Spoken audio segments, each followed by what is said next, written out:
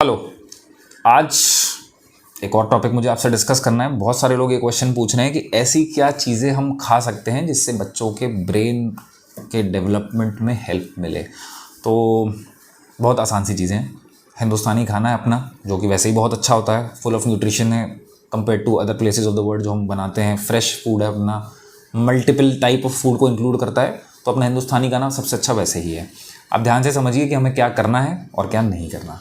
नहीं में packaged food नहीं खाना है, अल्ट्रा प्रोसेस्ड फूड नहीं खाना है। क्यों नहीं खाना?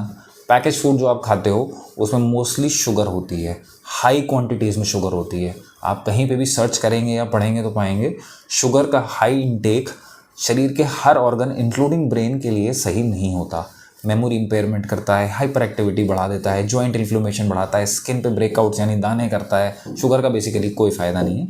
तो हाई शुगर कंटेनिंग फूड्स को नहीं लेना है। सेकंड, अल्ट्रा प्रोसेस्ड फूड, यानी जो अपन मेगा मार्ट्स पे जाते हैं या फ्रीज़र में जो फूड निकलता है कि इसको बस तुरंत लिया, तेल में डाला और पका लिया, इसको अवॉइड करना है। अल्ट्रा प्रोसेस्ड फूड में हाई सोडियम हाई पोटेशियम की मात्रा होती है और जो इसको प्रोसेसिंग करते हैं जिसकी वजह से ख़राब नहीं होता बहुत समय तक, प्रिजर्वेटिव्स जो डालते हैं उसकी वजह से इसकी न्यूट्रिशनल वैल्यू जो होती है बहुत ही कम रह जाती है। तो कोशिश करके जहाँ तक संभव हो इसे ना खाएं। यदि कुछ तलना ही है या कुछ करना है, फ्रेंच फ्राइज़ के बजाय आलू काट के तल लीजिए। थोड़ा सा टेस्ट में अंतर आएगा बट एटलीस्ट उतना हार्मफुल नहीं होगा। क्या खाना है हमें फ्रेश फूड खाना है maximum. Cooked food, fresh food. अपने बच्चे के लिए खाने में रोज़ाना एक फल अवश्य इंक्लूड करें जो कि मौसम का फल हो। कोल्ड स्टोरेज के फल नहीं चाहिए, फ्रीज़र में रखे चीज़ें नहीं चाहिए। आजकल केले आ रहे हैं, सेब आ रहे हैं, आम आ रहा है, अमरूद आ रहा है, बहुत सारे फ्रूट्स आ रहे हैं। तो कोई भी एक फ्रूट प्रतिदिन अपने बच्चे की डाइट में अवश्य शामिल करें।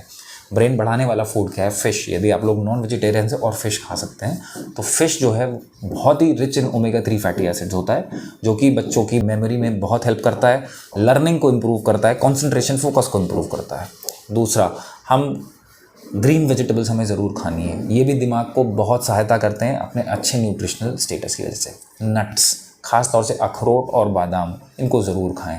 ब्रोकली, गोभी जैसी होती है, हरी सब्जी होती है, बहुत ही न्यूट्रिशियस है, फुल ऑफ एंटीऑक्सीडेंट्स, बहुत बहुत बहुत फ़ायदा करती है। अगर आपको अवेलेबल हो तो आप खा सकते हैं। एवोकाडो खा सकते हैं। मोटा अनाज, आजकल हम अखबार में और सब जगह सरकार द्वारा भी प्रचारित किया जा रहा है मोटा अनाज खाना चाहिए।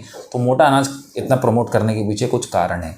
मोटा अनाज सस्ता पड़ता है, मोटा अनाज बहुत ही सेहत के लिए फ़ायदेमंद होता है। बाहर का खाना ना खाएं।